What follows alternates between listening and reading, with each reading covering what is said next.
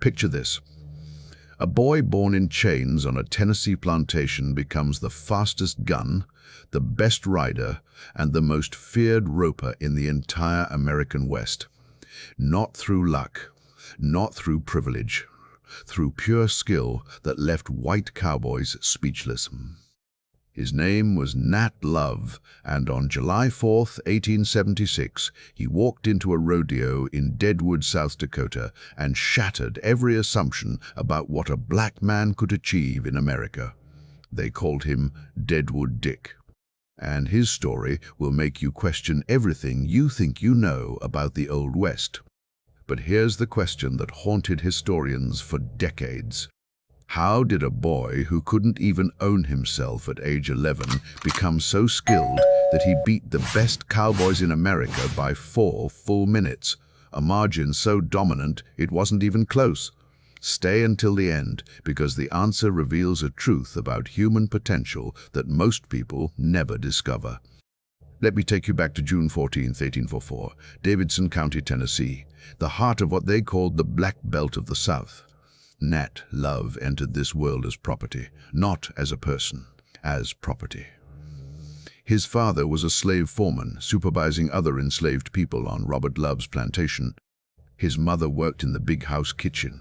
The plantation sat surrounded by thousands of other enslaved people on neighboring farms. Everywhere young Nat looked, he saw the same reality. Black bodies working land they'd never own, building wealth they'd never touch. The Love family lived in a log cabin on the plantation. 1 room, dirt floor, a fireplace for cooking and heat. Nat was the youngest of 3 children. His older siblings had already learned what it meant to be property. They'd learned to move carefully around white people, to keep their eyes down, to speak only when spoken to. They'd learned the invisible rules that kept enslaved people alive. But young Nat was different. Even as a small child, he watched everything. He listened to conversations he wasn't supposed to hear. He paid attention to how things worked. And somehow, in an era when teaching enslaved people to read was often illegal and sometimes punishable by death, Nat learned. We don't know exactly who taught him. Maybe his mother, who worked in the big house, maybe another enslaved person who'd secretly learned. Maybe he taught himself by studying signs and papers he found. But this boy, this piece of property, according to the law, could read and write. Think about what that means. In 1860s Tennessee, most enslaved people couldn't read. Many white people couldn't read. But Nat Love, a child born into slavery, possessed a skill that would give him an advantage over countless men, black and white, for the rest of his life. While his body was enslaved, his mind was preparing for freedom. His father's position as a foreman was both a privilege and a burden. You supervised other enslaved workers, making sure they met their quotas. It meant slightly better treatment, maybe a little more food. But it also meant being caught between 2 worlds. You were still enslaved, still property, but you had to enforce the will of your enslaver on your own people. Nat watched his father navigate this impossible position. He saw the toll it took, the way his father's shoulders sagged at the end of each day. This taught young Nat something crucial about survival in an unjust system. Sometimes you did what you had to do to protect your family. His mother's work in the big house kitchen gave her different insight. She saw how the Love family lived, the abundance they enjoyed while enslaved people starved. She heard their conversations about politics, about the growing tensions between North and South, about the possibility of war. And she brought those fragments of information back to the cabin, sharing them in whispers with her husband and children. The Civil War erupted when Nat was 7 years old. For 4 years, the country tore itself apart over the question of whether people like Nat were human beings with rights or property to be bought and sold. Imagine being a child during that time, hearing distant cannon fire rolling across the Tennessee hills, watching Confederate soldiers march through, requisitioning food and supplies. Then Union soldiers doing the same. Feeling the tension in every adult conversation, the unspoken hope that maybe, just maybe, freedom was coming. Tennessee was a border state, torn between Union and Confederate loyalties. Davidson County saw fighting, saw occupation, saw the social order begin to crack and crumble. Enslaved people started running away, heading toward Union lines where they might find freedom. Some were caught and brutally punished as examples. Others made it. The Love family stayed, but they watched, they waited, they hoped. Then, in 1865, everything changed. Nat was 11 years old when freedom came. The war ended. Slavery was abolished. The 13th Amendment made it law.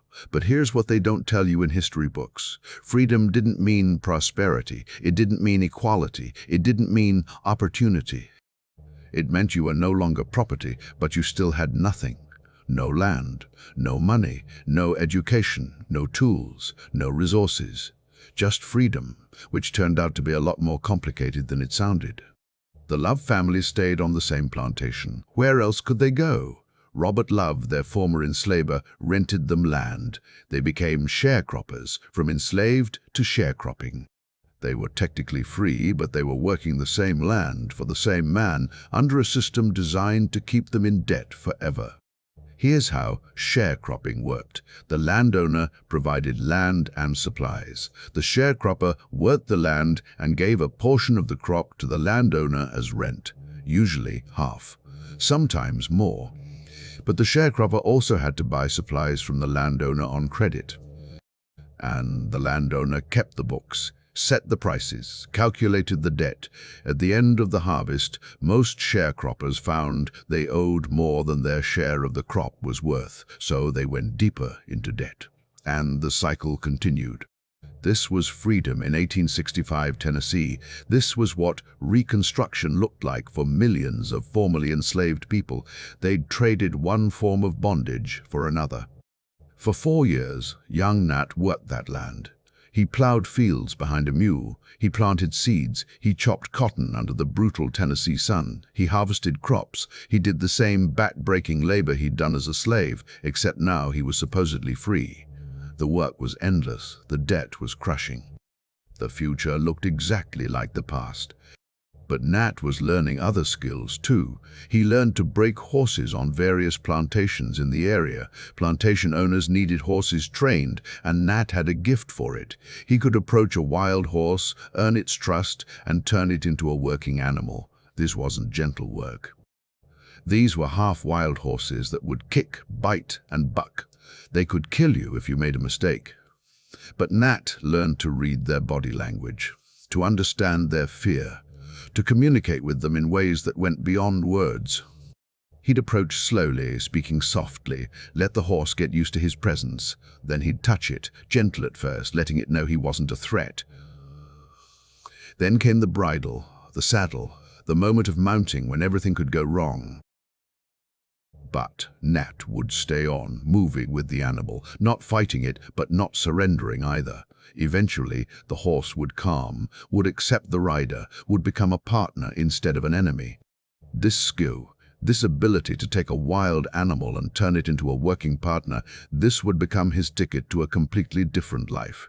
But he didn't know that yet. All he knew was the grinding poverty of sharecropping, the constant debt. The feeling that freedom was supposed to mean more than this. He'd hear stories from other black men who'd gone west, stories of cowboys and cattle drives and wide-open spaces where a man could make something of himself, stories of places where your skill mattered more than your color. Maybe they were exaggerated, maybe they were wishful thinking. But they planted a seed in Nat's mind, the idea that he didn't have to stay here, that he could leave, that he could find out for himself what freedom actually felt like. Then came February 10th, 1869. Nat Love was 15 years old. He had $50 to his name, his entire life savings, money he'd earned breaking horses for other plantations, money he'd saved penny by penny while his family sank deeper into sharecropping debt. And he made a decision that would change everything.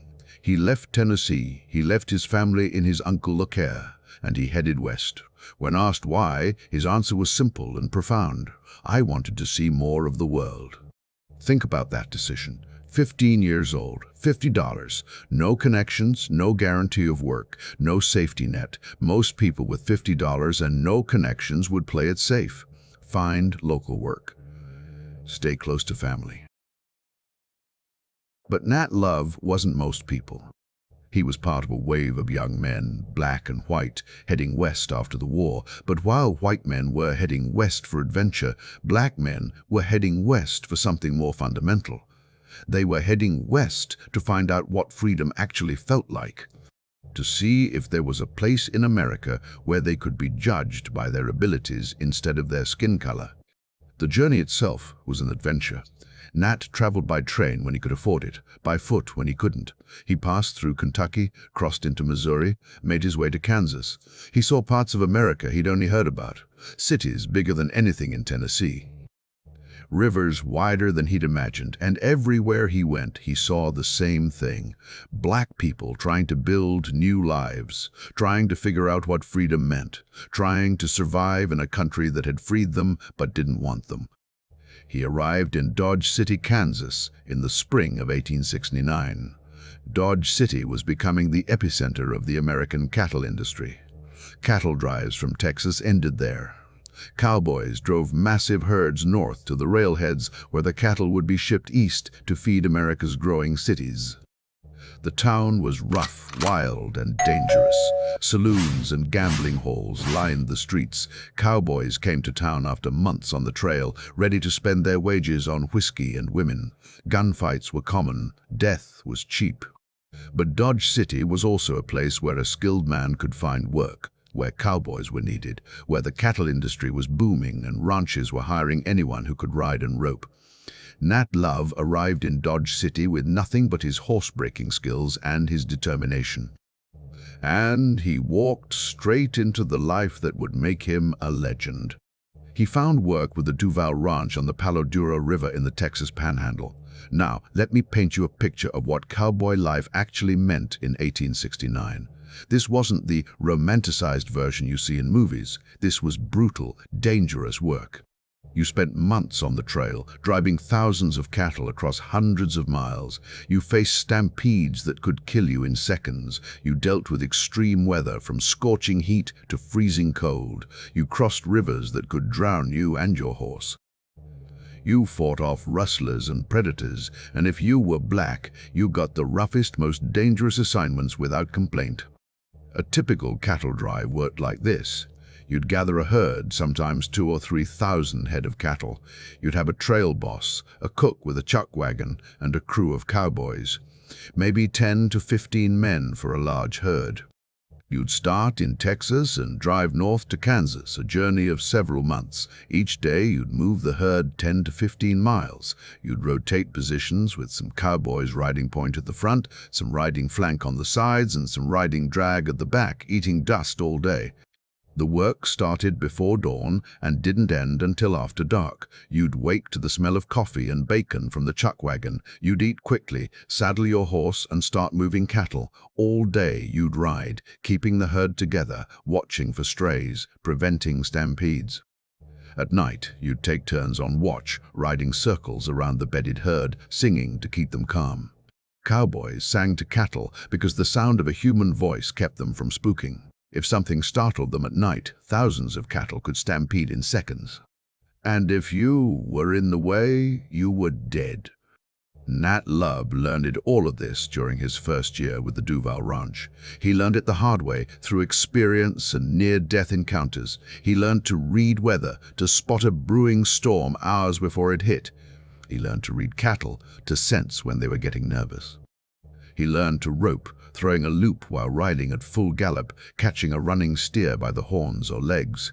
He learned to shoot, both rifle and pistol, because you needed to protect the herd from wolves and your life from rustlers. But here's the thing about the cattle drives.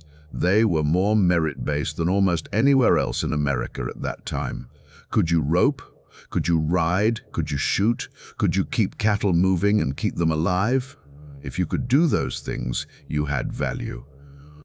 Black cowboys still faced discrimination in the towns they passed through. They couldn't eat at certain restaurants. They couldn't sleep in certain hotels. They dealt with racism everywhere. But on the trail, with your crew, your skill mattered more than your skin color. And Nat Love had skill. His fellow cowboys noticed.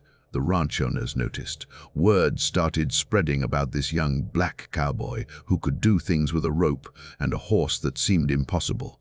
He could rope a steer from 50 feet away while riding at full speed. He could break a wild horse faster than men twice his age. He could shoot a rifle with accuracy that seemed almost supernatural. These weren't party tricks, these were survival skills. And Nat was becoming a master. For 3 years he worked for the Duval Ranch. 3 years of cattle drives and roundups and endless days in the saddle. 3 years of mastering the craft, roping, riding, shooting. These weren't just skills. A cowboy who couldn't ride was dead. A cowboy who couldn't shoot couldn't protect the herd. So Nat practiced. Day after day, month after month, year after year. He took the horse-breaking skills he'd learned on Tennessee plantations and refined them into something extraordinary. In 1872, at age 18, Nat moved to Arizona. He took a job with the Pete Gallinger Company on the Gila River in southern Arizona. And this is where his career really took off. The Gallinger Ranch sent him all over the Panhandle country. Texas, Arizona, New Mexico, Wyoming, the Dakotas. He drove herds of horses and cattle for market across the entire American West. Think about the geography of that, the distances, the different terrains, the different challenges. Nat Love was seeing more of the world than most Americans, black or white, would ever see in their lifetimes. Each region had its own challenges. Texas had heat and drought. New Mexico had mountains and narrow passes. Wyoming had bitter cold and blizzards. The Dakotas had hostile territory and the constant threat of conflict. And with each drive, with each challenge, Nat got better. The roping got faster. The riding got smoother. The shooting got more accurate. He was becoming a master of his craft. But mastery in private doesn't make you a legend.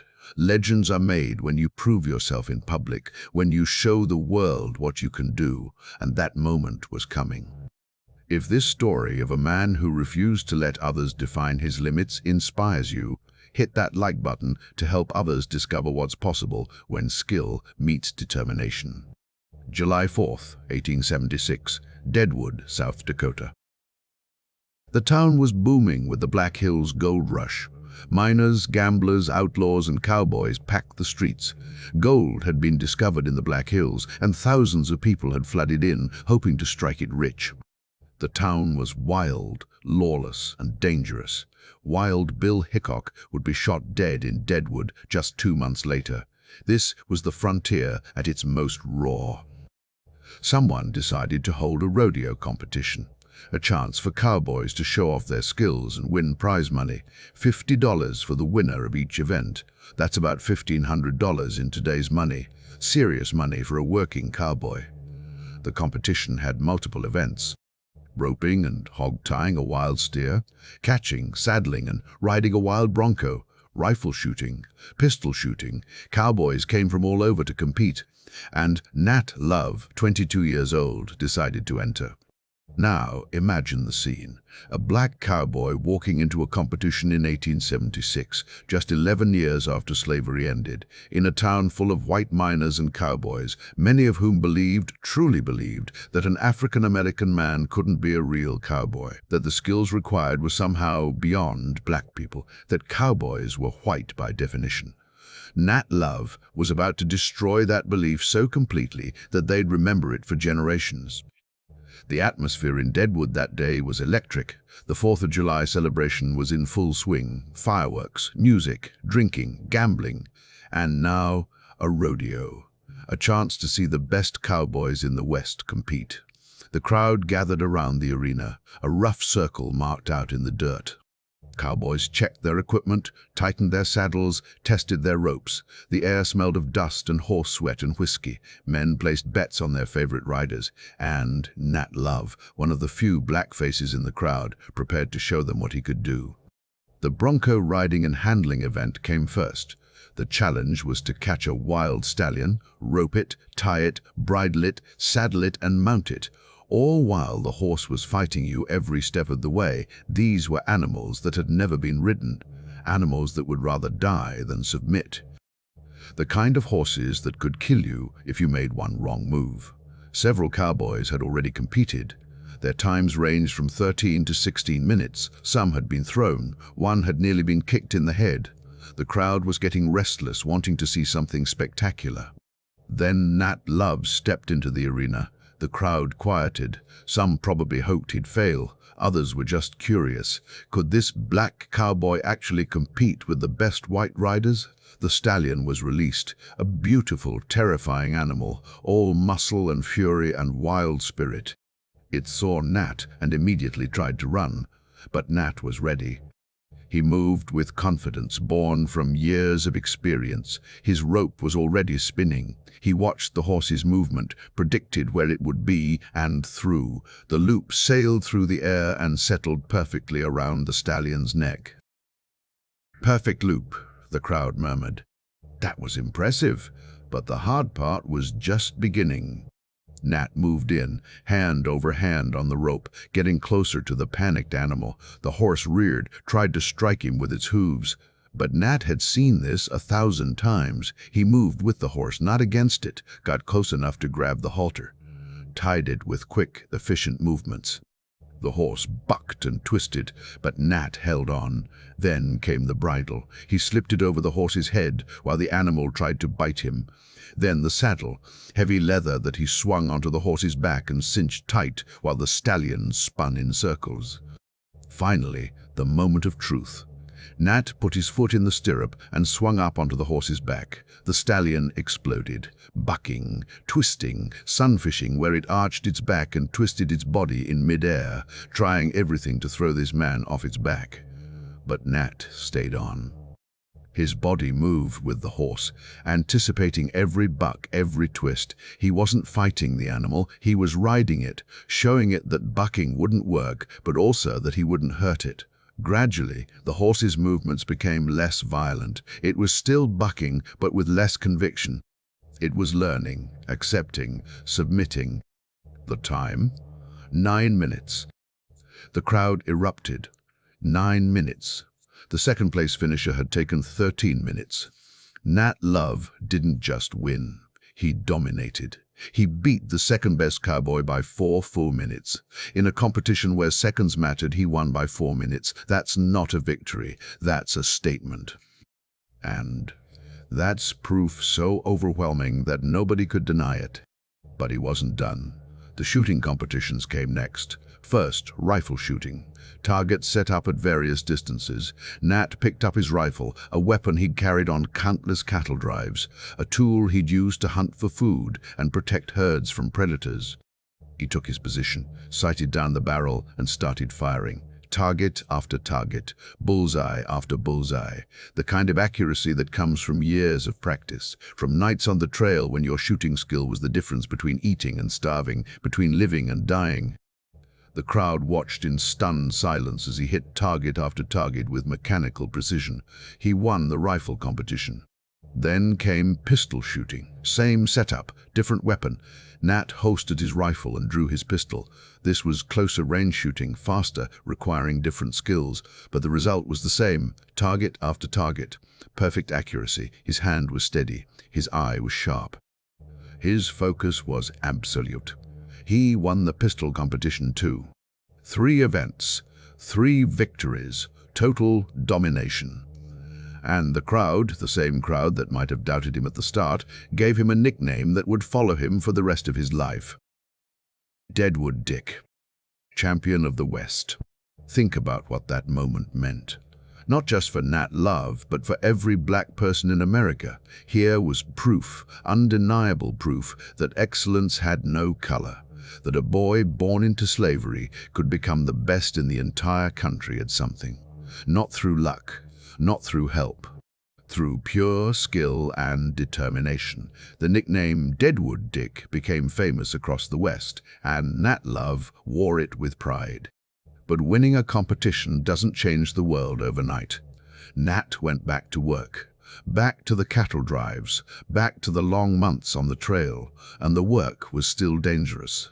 The racism was still there. But something had shifted. He'd proven something that couldn't be unproven. And other black cowboys heard the story. They knew that one of their own had beaten the best white cowboys in America. That mattered. That gave hope. Nat's work with the Gallinger Ranch continued through the late 1870s. He drove cattle across the major routes of the West: the Chisholm Trail, the Goodnight Loving Trail, the Western Trail. He became one of the most experienced cowboys in the business. Ranch owners requested him specifically for difficult drives. He was known as someone who could handle any situation. Stampedes, river crossings, hostile encounters, weather disasters. Nat Love had seen it all and survived it all. And according to his own accounts, he had adventures that sound almost too incredible to believe. In October 1877, he claimed he was captured by a band of Pima Indians led by a chief named Yellow Dog while rounding up stray cattle near the Gila River. He said he was shot multiple times, nursed back to health by the tribe, and then escaped by riding 100 miles in 12 hours without a saddle. He claimed to have met famous outlaws and lawmen, to have been in gunfights and narrow escapes, to have lived a life straight out of the dime novels that were popular at the time. Now, here's where we have to be honest. Nat Love's autobiography, published in 1907, contains stories that historians question. Some of his claims are probably exaggerated. The book was written in the style of dime novels that were popular at the time. Wild West adventure stories that stretched the truth for entertainment. Historians debate some details, but here's what we know for sure. The core transformation is real. The 1876 rodeo victories are documented by multiple sources. His work as a cowboy is verified. His literacy is confirmed. His later career is documented. The embellishments don't erase the fundamental truth. A boy born into slavery became one of the most skilled cowboys in America. That happened. That's history. And Nat Love's story continued to evolve. By 1889, at age 35, he'd spent 20 years as a cowboy, 20 years of cattle drives and rodeos and adventures. But the West was changing. The open range was disappearing. Barbed wire was dividing up the land. Ranchers were fencing in their property. The great cattle drives were ending. The cowboy era was coming to a close. The railroads had expanded, making it possible to ship cattle from local railheads instead of driving them hundreds of miles. The skills that had made Nat Love famous were becoming less valuable. The world was moving on. So Nat made another transformation. He got married to a woman named Alice in 1889. He settled in Denver, Colorado, and he took a job as a Pullman porter with the Denver and Rio Grande Railroad. This was a complete career change. From the outdoor freedom of the range to the structured service of the railroad, from riding horses to serving passengers on trains, from being his own man on the trail to wearing a uniform and following company rules. But it was stable work. Respectable work, the kind of work that let him build a family life. Being a Pullman porter was one of the better jobs available to black men at that time. The Pullman Company hired exclusively black men as porters, believing they would provide better service due to their experience with servitude. It was a racist assumption, but it created employment opportunities. The job paid decently compared to other options. It offered some security.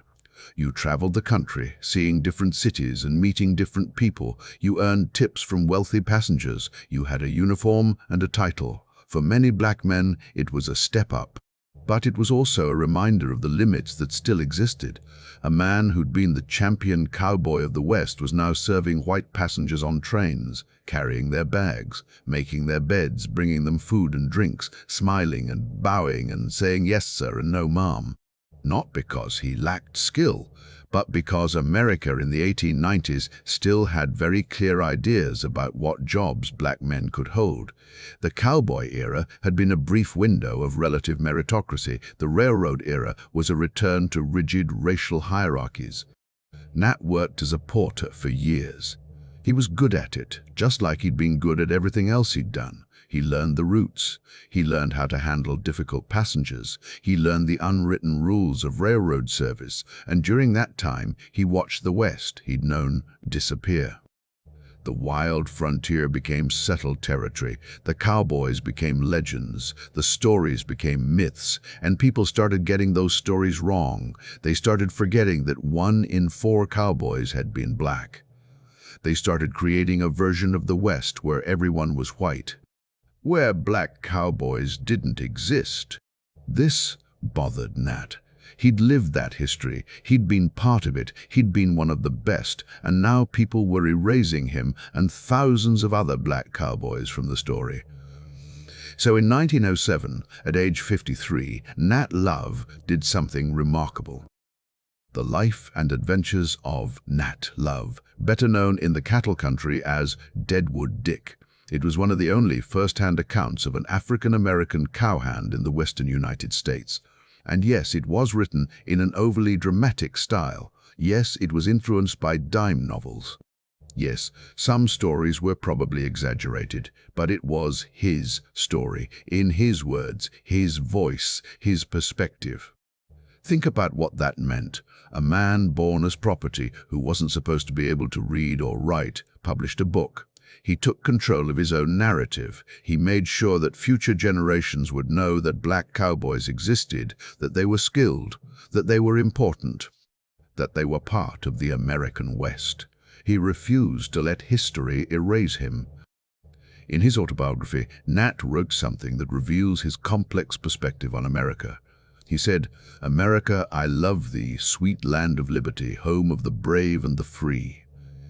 Think about those words coming from a man born into slavery, a man who'd faced discrimination his entire life, a man who knew firsthand that America's promises of liberty and freedom hadn't applied to people who looked like him. Yet he still claimed America as his country. He still expressed patriotism, not because America had been perfect, but because he'd carved out his own freedom within it. He'd made himself into something extraordinary despite the obstacles. He'd proven that black excellence was possible in America, even if America didn't always want to acknowledge it. Nat Love lived until February 11th, 1921. He was 66 years old. He'd lived through slavery, the Civil War, Reconstruction, the Wild West era, and into the modern 20th century. He'd seen America transform from a country that enslaved millions to a country that, at least legally, recognized their citizenship. He'd seen the frontier close. He'd seen the automobile replace the horse. He'd seen the world change in ways he couldn't have imagined as a child on that Tennessee plantation.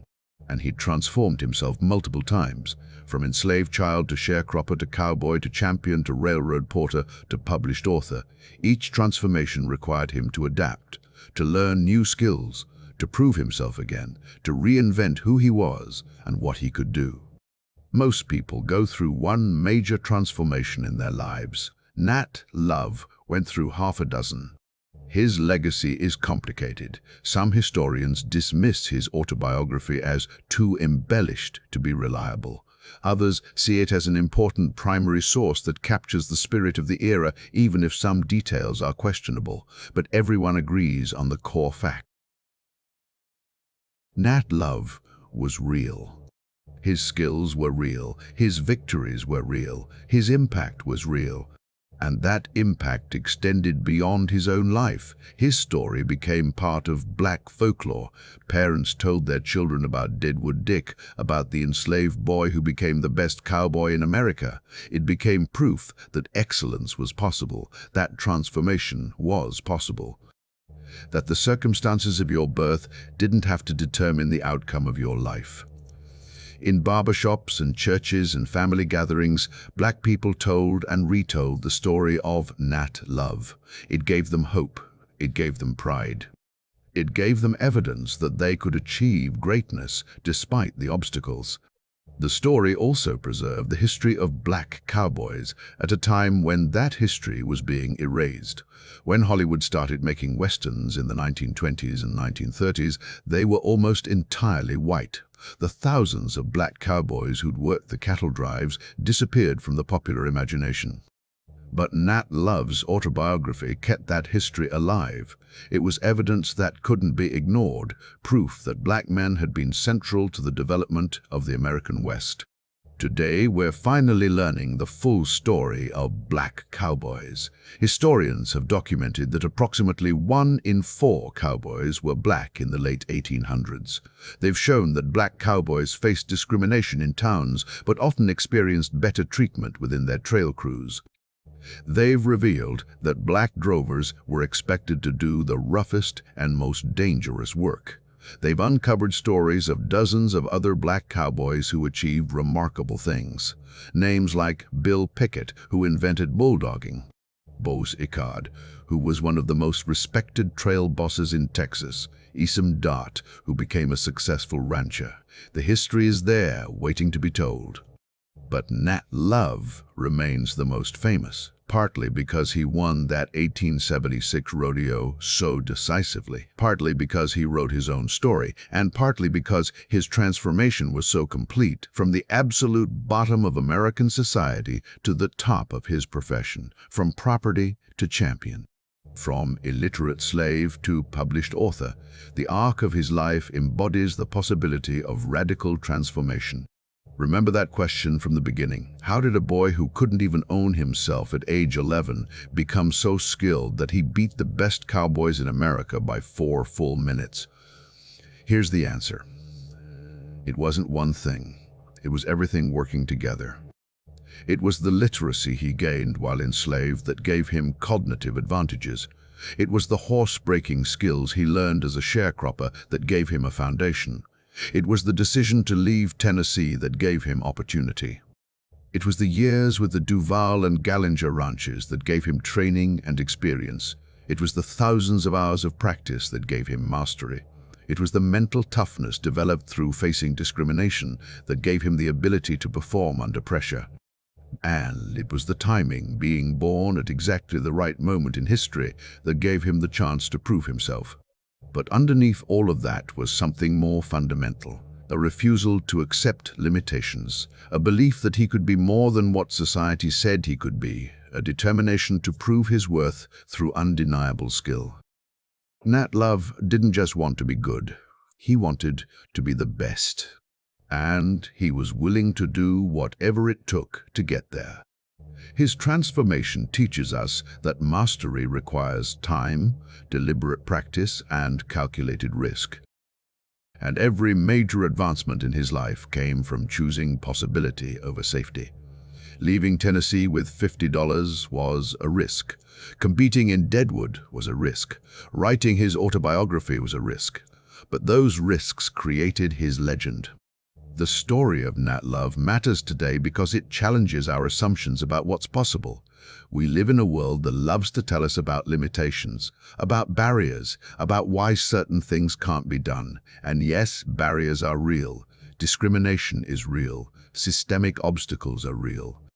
But Nat Love's story shows that individual excellence can break through even the most oppressive systems. Not easily, not without cost. But it can be done. What limitations in your own life might actually be fuel for your greatest transformation? What skills could you develop that would be undeniable? What risks are you avoiding